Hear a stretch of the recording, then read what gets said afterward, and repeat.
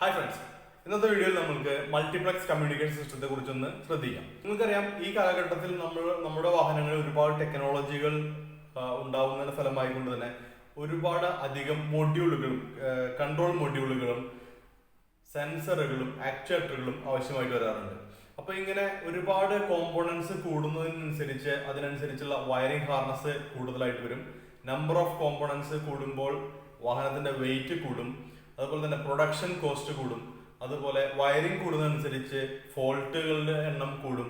ഇങ്ങനെ ഒരുപാട് പ്രശ്നങ്ങൾ സംഭവിക്കും. അപ്പോൾ ഇത് ഒഴിവാക്കാനായിട്ട് എല്ലാ മാനുഫാക്ചറേഴ്സും ചെയ്യുന്ന ഒരു പ്രക്രിയയാണ് ഈ മൾട്ടിപ്ലക്സ് കമ്മ്യൂണിക്കേഷൻ സിസ്റ്റം എന്ന് പറയുന്നത്. അപ്പോൾ നമുക്ക് നോക്കാം എന്താണ് മൾട്ടിപ്ലക്സ് കമ്മ്യൂണിക്കേഷൻ.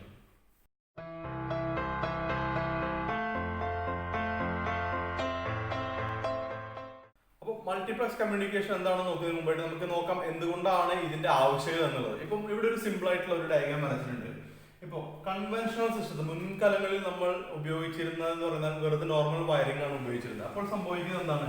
ഇപ്പോൾ എനിക്ക് 3 സെൻസറുകളുടെ ഡാറ്റ എഞ്ചിൻ ഇസിയുയിലേക്ക് കൈമാറണം. എഞ്ചിൻ ഇസിയിൽ നിന്ന് മറ്റ് കൺട്രോൾ മൊഡ്യൂളുകളിലേക്കും ഈ ഡാറ്റ കൈമാറുന്നതായിട്ട് വരും. അങ്ങനെ വരുന്ന സമയത്ത് ഇപ്പോൾ engine coolant temperature, crank shaft speed, ambient temperature, ഈ 3 ഡാറ്റ 3 സെപ്പറേറ്റ് വയർ ഉപയോഗിച്ച് എഞ്ചിൻ ഇസിയിലേക്ക് കൊടുക്കുന്നു. എഞ്ചിൻ ഇസിയു ഈ ഡാറ്റ ഈ ഇൻസ്ട്രുമെന്റ് പാനൽ ക്ലസ്റ്ററിൽ കാണിക്കാൻ വേണ്ടിയിട്ട് ഓരോ ഡാറ്റയും സെപ്പറേറ്റ് വയറുകളിലൂടെയാണ് കമ്മ്യൂണിക്കേറ്റ് ചെയ്യേണ്ടത്. അപ്പൊ ഇങ്ങനെ വരുന്ന സമയത്ത് നമുക്കറിയാം വയറുകളുടെ എണ്ണം കൂടിക്കൊണ്ടേയിരിക്കും. അപ്പോൾ വയറുകളുടെ എണ്ണം കൂടുന്നതനുസരിച്ച് വയറിന്റെ അതായത് വാഹനത്തിന്റെ വെയിറ്റ്, വയറിങ്ങിന്റെ ലെങ്ത് ഇതെല്ലാം കൂടിക്കൊണ്ടിരിക്കും. അപ്പോൾ ഇതിന് പകരം നമ്മൾ കണ്ടുപിടിച്ച മെത്തേഡാണ് എന്ത് പറയുന്നത്? Multiplex communication. മൾട്ടിപ്ലക്സ് കമ്മ്യൂണിക്കേഷൻ എന്ന് പറയുന്നത് എന്താണ്? രണ്ടോ അതിലധികമോ ഡാറ്റ ഒരു സിംഗിൾ ആയിട്ടുള്ള കോമൺ ആയിട്ടുള്ള കമ്മ്യൂണിക്കേഷൻ ലൈനിൽ കൂടെ ട്രാൻസ്ഫർ ചെയ്യുകയോ റിസീവ് ചെയ്യുകയോ ആണ് ഈ മൾട്ടിപ്ലക്സ് കമ്മ്യൂണിക്കേഷൻ ചെയ്യുന്നത്. അപ്പൊ ഇതിന്റെ ഗുണം എന്താണെന്ന് നമുക്ക് നോക്കാം. ഈ 3 സിഗ്നലുകളെ എഞ്ചിൻ കൺട്രോൾ മൊഡ്യൂളിൽ നിന്ന് മറ്റു മൊഡ്യൂളുകളിലേക്ക് ട്രാൻസ്ഫർ ചെയ്യാനായിട്ട് നമുക്ക് എന്ത് മതി? ഒറ്റ ഒരു കമ്മ്യൂണിക്കേഷൻ ലൈൻ മതി.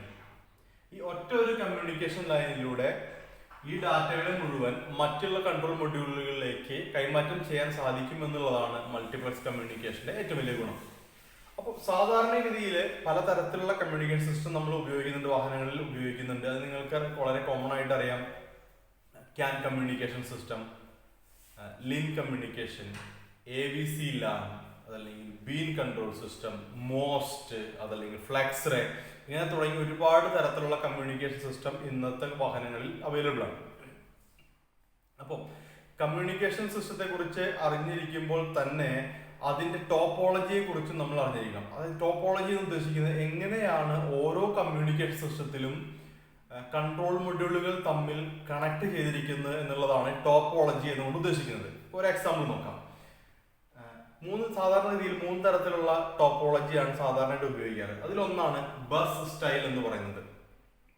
ഒന്നിന് പുറകെ ഒറ്റ ഒരു കമ്മ്യൂണിക്കേഷൻ ലൈനിൽ എല്ലാ മൊഡ്യൂളുകളെയും കണക്ട് ചെയ്തിരിക്കുന്ന ഒരു മെത്തേഡാണ് ഈ ബസ് സ്റ്റൈൽ എന്ന് പറയുന്നത്. ഇതിനകത്തുള്ള ഓരോ മൊഡ്യൂളുകളെയും നമ്മൾ നോഡ് എന്നാണ് പറയുന്നത്. നോഡ്.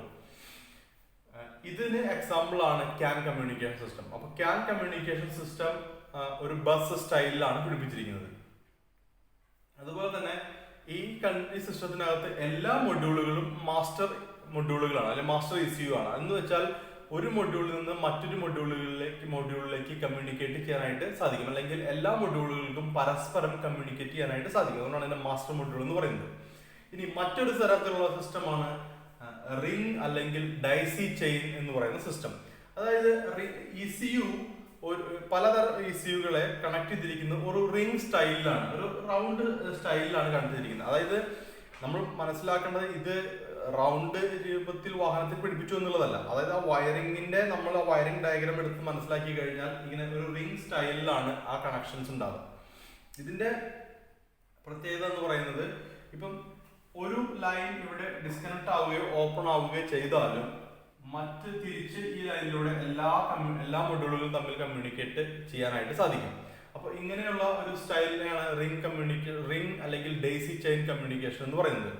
ഇതിനൊരു എക്സാമ്പിൾ ആണ് ടൊയോട്ട സിസ്റ്റത്തിലൊക്കെ ഉപയോഗിച്ചിരിക്കുന്ന ബീൻ എന്ന് പറയുന്ന ബോഡി സിസ്റ്റത്തിൽ ഉപയോഗിച്ചിരിക്കുന്ന ബീൻ എന്ന് പറയുന്ന കമ്മ്യൂണിക്കേഷൻ സിസ്റ്റം.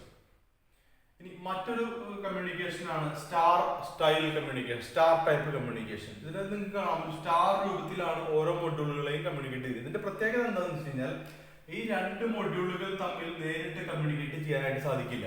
അപ്പൊ ഇത് ഒരു മാസ്റ്റർ സ്ലേവ് കമ്മ്യൂണിക്കേഷൻ ആണ്. അതായത് ഈ ECUകളെല്ലാം നമ്മൾക്ക് എന്ത് പറയാം, സ്ലേവ് ECU എന്നും ഇതിനെ കോമൺ ആയിട്ട് എല്ലാ മൊഡ്യൂളുകളെയും ഒരു മൊഡ്യൂളിലേക്ക് കണക്ട് ചെയ്തിരിക്കും. അതിനെയാണ് മാസ്റ്റർ ECU എന്ന് പറയാം.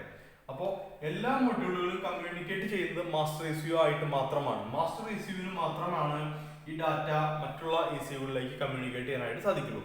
ഇതിന് പറയുന്ന പേരാണ് സ്റ്റാർ ടൈപ്പ്. ഇതിന്റെ എക്സാമ്പിൾ ആണ് ലിൻ കമ്മ്യൂണിക്കേഷൻ. വളരെയധികം കോമൺ ആയിട്ട് ഈ കാലഘട്ടത്തിൽ ഉപയോഗിക്കുന്ന, പ്രത്യേകിച്ച് ബോഡി സിസ്റ്റത്തിൽ ഉപയോഗിക്കുന്ന ഒരു കമ്മ്യൂണിക്കേഷൻ സിസ്റ്റമാണ് ലിൻ കമ്മ്യൂണിക്കേഷൻ സിസ്റ്റം.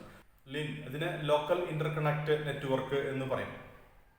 പുതുതായിട്ട് ഇപ്പോൾ വരുന്ന എല്ലാ വാഹനങ്ങളിലും വളരെ കോമൺ ആയിട്ട് ഉപയോഗിക്കുന്ന സിസ്റ്റമാണ് ലിൻ.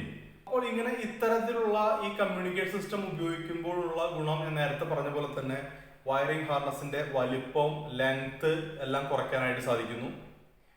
നമ്പർ ഓഫ് കോമ്പോണൻസ് കുറയ്ക്കാനായിട്ട് സാധിക്കുന്നു. അതുപോലെ തന്നെ വാഹനത്തിന്റെ മൊത്തത്തിലുള്ള വെയിറ്റ് കുറയ്ക്കാനായിട്ട് സാധിക്കുന്നു. നമ്പർ ഓഫ് വയറിംഗ് കുറവായതുകൊണ്ട് തന്നെ നമ്പർ ഓഫ് ഫോൾട്ട് കുറയ്ക്കാനായിട്ട് സാധിക്കുന്നു. എന്നിരുന്നാലും ഈ ഇത്തരം സിസ്റ്റങ്ങളെല്ലാം അറ്റ്ലീസ്റ്റ് കുറച്ച് ഒരു കോസ്റ്റ്ലി ആയിട്ടുള്ള ഒരു സിസ്റ്റം തന്നെയാണ്. ഈ കോമ്പോണൻസുകളെല്ലാം അല്ലെങ്കിൽ ഇത്തരം കമ്മ്യൂണിക്കേഷൻ സിസ്റ്റങ്ങളെല്ലാം കുറച്ച് കോസ്റ്റ്ലി ആയിട്ടുള്ള ഒരു സംവിധാനം തന്നെയാണ്. അപ്പൊ ഇത്തരം മൾട്ടിപ്ലക്സ് കമ്മ്യൂണിക്കേഷൻ സിസ്റ്റത്തിന് ഉണ്ടാവുന്ന ഒരു ഡിസഡ്വാൻറ്റേജ് എന്താണെന്ന് വെച്ച് കഴിഞ്ഞാൽ, ഒന്ന്, കമ്മ്യൂണിക്കേഷൻ ലോഡ് കൂടുന്നത് കൊണ്ട് പലപ്പോഴും വളരെയധികം ഡാറ്റ ട്രാൻസ്മിഷനെ പലപ്പോഴും ഇത് ബാധിക്കാറുണ്ട്. അതുകൊണ്ട് തന്നെ ഒരുപാട് ടെക്നോളജി കൂടുന്നതിനനുസരിച്ച് ആ കമ്മ്യൂണിക്കേഷൻ ലോഡ് കുറയ്ക്കുന്നതിന് വേണ്ടി ഒക്കെ പലതരത്തിലുള്ള പുതുതായിട്ടുള്ള ടെക്നോളജികൾ ഉപയോഗിക്കേണ്ടതായിട്ട് വരും. ഇപ്പോൾ FLEXRAY ഒരു എക്സാമ്പിൾ ആണ്. ക്യാൻ കമ്മ്യൂണിക്കേഷന്റെ ഒരു ഡാറ്റ ട്രാൻസ്മിഷനിലുള്ള പരിമിതി കൊണ്ടാണ് നമുക്ക് FLEXRAY തുടങ്ങിയ പുതിയ ടെക്നോളജി, വളരെ കോസ്റ്റ്ലി ആയിട്ട് ടെക്നോളജി ഉപയോഗിക്കേണ്ടതായിട്ട് വരുന്നത്. അപ്പോൾ ഈ കമ്മ്യൂണിക്കേഷൻ സിസ്റ്റത്തിനകത്ത് ഒരു കംപ്ലൈന്റ് വന്നു കഴിഞ്ഞാൽ അത് ഒരു മൊഡ്യൂളിനല്ല, എല്ലാ മൊഡ്യൂളുകളെയും അതുമായി ബന്ധപ്പെട്ട എല്ലാ മൊഡ്യൂളുകളെയും ബാധിക്കുന്നത് കൊണ്ട് പലപ്പോഴും ആ കംപ്ലൈന്റുകൾ വളരെ കറ്റാസ്ട്രോഫിക് ആയിട്ടുള്ള ഒരു കംപ്ലൈന്റ് ആയിട്ട് മാറുന്നത്. പലപ്പോഴും ഒട്ടും കമ്മ്യൂണിക്കേഷൻ ഇല്ലാതെ വരികയും വാഹനം മൊത്തമായി ഡെഡ് ആയിരിക്കുന്ന അവസ്ഥ, അതല്ലെങ്കിൽ പലപ്പോഴും മൊഡ്യൂളുകൾ വെയ്ക്ക് ആവാത്ത അവസ്ഥ, അല്ലെങ്കിൽ എല്ലാ സമയവും വെയ്ക്കായിരിക്കുന്ന അവസ്ഥ, ചിലപ്പോൾ പലപ്പോഴും സ്ലീപ്പ് മോഡിലേക്ക് പോകാതിരിക്കുക. കാരണം ഈ കൺട്രോൾ മൊഡ്യൂളുകൾക്കെല്ലാം കറണ്ട് കൺസംഷൻ കുറയ്ക്കാൻ വേണ്ടിയിട്ടാണ് വാഹനം ഓഫ് ചെയ്ത് കുറച്ച് സമയത്തിനകത്ത് എല്ലാ മൊഡ്യൂളുകളും ഒരു സ്ലീപ്പ് മോഡിലേക്ക് പോകുന്നത്. അപ്പോൾ ഇങ്ങനെ പലതരത്തിലുള്ള കമ്മ്യൂണിക്കേഷൻ പ്രോബ്ലം വാഹനത്തിന്റെ പല കമ്പോണൻസിനെ, സിസ്റ്റത്തെ ബാധിക്കാനുള്ള സാധ്യതയുണ്ട്. എന്നിരുന്നാലും ഇത് ഡയഗ്നോസ് ചെയ്യാൻ ഇത് വളരെ കൃത്യമായിട്ട് മനസ്സിലാക്കുകയാണെങ്കിൽ നമുക്കിത് ഡയഗ്നോസ് ചെയ്യാനായിട്ട് വളരെ എളുപ്പം തന്നെയാണ്.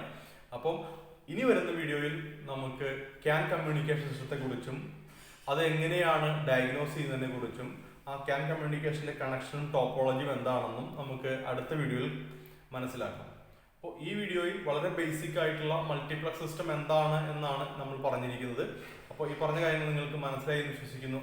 അപ്പോൾ അടുത്ത വീഡിയോയിൽ ക്യാൻ കമ്മ്യൂണിക്കേഷനെ കുറിച്ച് നമുക്ക് ഡിസ്കസ് ചെയ്യാം. അതുവരെ thanks so much for watching.